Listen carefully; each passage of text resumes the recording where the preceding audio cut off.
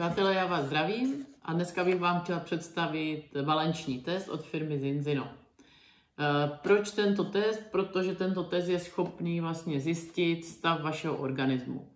Je schopný zjistit stav vašich mastných kyselin ve vašem těle a to, co je schopný změřit, je poměr omega-6 k omega-3 mastných kyselin, které jsou esenciální kyseliny a které přijímáme v jídle. A tady ten poměr nám říká, protože omega-6 jsou zánětlivé a omega-3 jsou protizánětlivé. A ten poměr nám říká, jestli máme v těle víc zánětlivých látek, než je to dobré, tak může vzniknout chronický zánět v tom našem těle. A chronický zánět je příčinou řady dnešních civilizačních problémů. A také vlastně útočí v tom našem těle tam, kde je naše slabé místo. A tento test nám právě řekne, jestli teda máme chronický zánět v těle. Jak už jsem řekla, je velmi jednoduchý, můžete ho udělat si doma. Obsahuje takové 2 jehličky, kterým si jednoduše píchnete do prstu. Pak na tady tu kartičku nakapete 2 kapky krve. Ten test se dělá ze suché kapky krve a pod tímto kódem, to znamená anonymně, poslaný tady v tom sáčku, vám v laboratoři Vitas v Norsku do 3 týdnů udělají výsledky. Co všechno je ten test schopný teda změřit? Je to poměr omega-6 k omega-3, který nám řekne vlastně, jaká je ta zánětlivost v našem těle. Já jsem třeba měla 27:1, což znamená, že jsem měla 27krát víc těch zánětlivých látek než těch protizánětlivých. No tak potom logicky to vyplývá, že jsem měla problémy s kyčlema.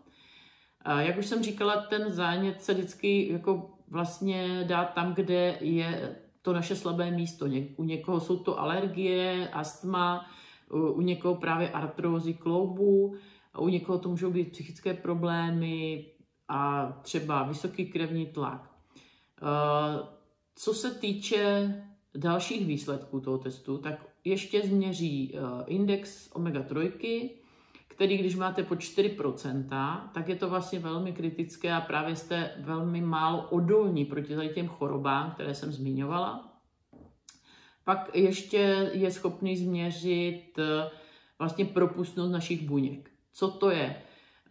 Omega-6 i 3 se vyskytují v té buněčné membráně každé naší buňky. A to znamená, že pokud jsou tam v té nerovnováze, způsobuje to, že ty buňky jsou prostě tuhé, nepružné a nefungují tak, jak mají.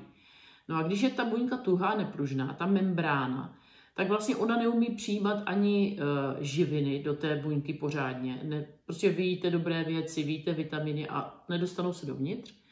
A naopak neumí vlastně odvádět ty odpadní látky, ty toxické látky z těch buněk ven. A to zase prostě způsobuje, že když tam ty toxické látky zůstávají, že pak to může způsobovat nějaké špatné věci v tom našem těle. Takže tohle všechno vlastně z toho testu můžete zjistit a když víte vlastně ten váš stav, tak to můžete posunout někam jinam.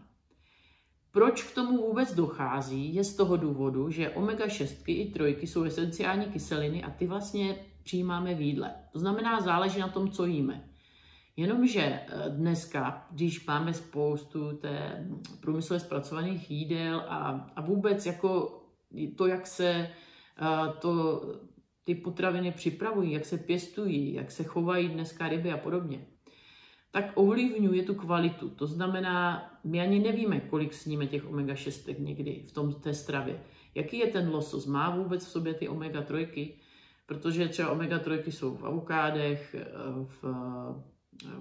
v rybách, v oříšcích a to jsou ty protizánětlivé látky. Takže vždycky je prostě důležité vlastně potom řešit, co jím.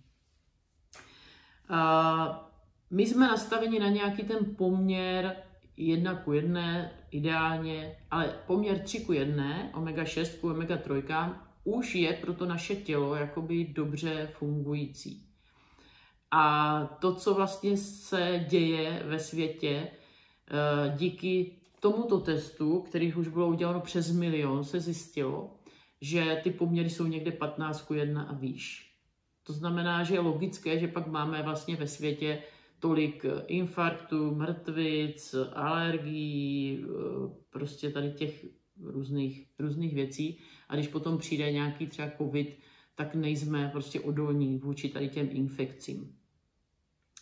A mě trošku překvapuje, že takový test nám třeba nenabídne běžně lékař, protože tento test je běžně dostupný pro každého a je ekonomický, jak už jsem říkala, dělá se jich hodně, takže vlastně už je tak tímto způsobem, že jo, když už se to dělá ve velkém, tak je potom dostupný pro každého.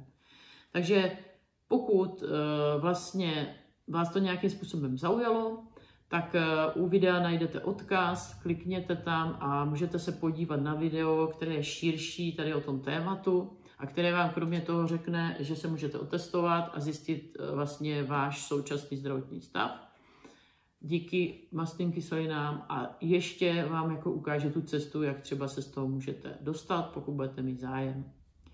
A já vás zdravím a mějte se krásně a buďte zdraví.